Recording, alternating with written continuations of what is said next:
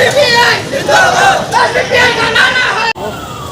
अरे साहब आगे बढ़ो, हम तुम्हारे साथ हैं। अतिक्रमण साहब आगे बढ़ो, हम तुम्हारे साथ हैं। एसडीपीआई जिंदाबाद, एसडीपीआई जिंदाबाद।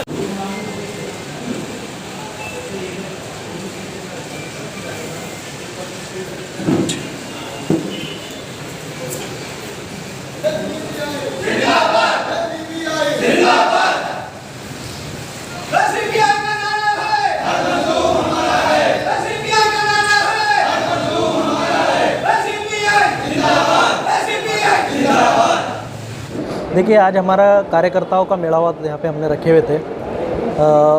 कैडर मेंबर और हमारे जो वेलविशर थे, ये सारे लोग आए हुए थे। जैसा आपने बताया कि एसडीपीआई का शॉर्ट में इंट्रोडक्शन ये है कि एसडीपीआई डॉक्टर बाबा साहेब अम्बेडकर के संविधान को इस देश के अंदर लागू करना चाहती है और उसके साथ में संविधान में जो तमाम लोगों को बराबरी का हक़ दिया गया है, वो हक़ की बात करती है। और ये तमाम बुनियादी बातों को रखते हुए हमारे मुल्क के अंदर से भय को, खौफ को और भूख को ख़त्म करने का एक बहुत लॉन्ग टर्म विजन लेके जो है तो एसडीपीआई काम कर रही है। आने वाला मकसद यही है, हमारे मुल्क को एक हकीकी आज़ादी दिलाना और यहाँ पर मुल्क को हकीकी तरक्की दिलाना।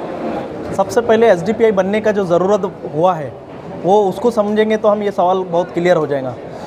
इस मुल्क के अंदर हमारे संविधान का जो बेसमेंट है वो बेसमेंट है सोशल डेमोक्रेसी, समाजी जो है तो जमहूरियत। लेकिन ये समाजी जमहूरियत के नाम पर यहाँ पर जितने भी पॉलिटिकल पार्टियाँ हैं, समाजी जमहूरियत को लेके कोई भी ईमानदार नहीं है इसमें। मैं चैलेंज करता हूँ, कितनी भी पॉलिटिकल पार्टियों को लाइए, उनके अंदर डेमोक्रेसी नाम की जो है तो कोई चीज़ नहीं है, ख़ास तौर के समाजी डेमोक्रेसी लेके। इसके लिए वो लोग बेईमान हैं। इसके लिए यहाँ पर जो है तो मुस्लिम समाज वंचित हो गया और एक जुल्म का निशाना बना दिया गया। इसी तरह दलित समाज वंचित हो गया, उनको भी तरह तरह के जुल्म आज फेस करना पड़ रहा है। उसकी वजह भी यही है। देखिए, सत्ता के अंदर भी, राजनीति के अंदर भी संविधान ये कहता है कि सबको इक्वल रिप्रेजेंटेशन आना चाहिए। कौन सी एक पार्टी बताइए जिसके अंदर इक्वल रिप्रेजेंटेशन है? क्या दलितों को उनका हक़ मिला? क्या मुसलमानों को उनका हक़ मिला? नहीं है। कुछ ख़ानदानों की पॉलिटिकल पार्टियाँ हैं या फिर जो है तो बीजेपी जैसी एक विचारधारा, फांसीवादी सोच वाली पॉलिटिकल पार्टी है। सोशल डेमोक्रेसी पे कौन काम कर रहा है? इसीलिए एसडीपीआई बना है। और ये एसडीपीआई का एक बुनियादी सोच के साथ में ईमानदारी से काम करने का एक वजह ही है कि आज पूरे मुल्क के अंदर एसडीपीआई बहुत बड़ा विकल्प बन के बहुत शॉर्ट टाइम के अंदर जो है तो उभर रहा है। देखिए, महाराष्ट्र के अंदर 2017 से लो प्रोफाइल था। लो प्रोफाइल का मतलब होता है पार्टी जो है तो अपना एक्टिविटी नहीं करेगी।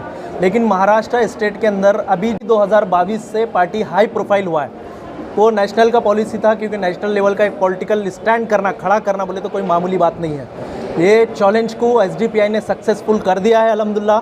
अब इसके बाद जो है तो महाराष्ट्र में हाई प्रोफाइल हो गया। अब मुमरा रहो या महाराष्ट्र राज्य की कोई भी गली हो, हर एक गली से लेके हम महाराष्ट्र के मंत्रालय तक पॉलिटिक्स करेंगे। सवाल काश आप जो है तो एमएलए साहब से करते तो बहुत बेहतर होता। उनसे पूछना था कि वो पहाड़ों पे रोशनी लगा रहे थे, मगर मुमरा को मार्केट कब देते बोल के पूछना था। उन्होंने मुमरा जैसे इतने बड़े शहर को हॉस्पिटल कब देते बोल के पूछना था। उन्होंने पूछना था, ये नौटंकी कर रहे रेलवे स्टेशन के बाहर सिग्नेचर कैंपेन करके, ये नौटंकी क्यों कर रहे? प्रेस में एक डिमांड करो ना, एक एमएलए का रोल अदा करो ना। ये छोटी छोटी जगह से सवाल मत करिए, सत्ता में बैठे हुए लोगों से सवाल करिए, ये आवाम को फ़ायदा पहुँचाएंगे।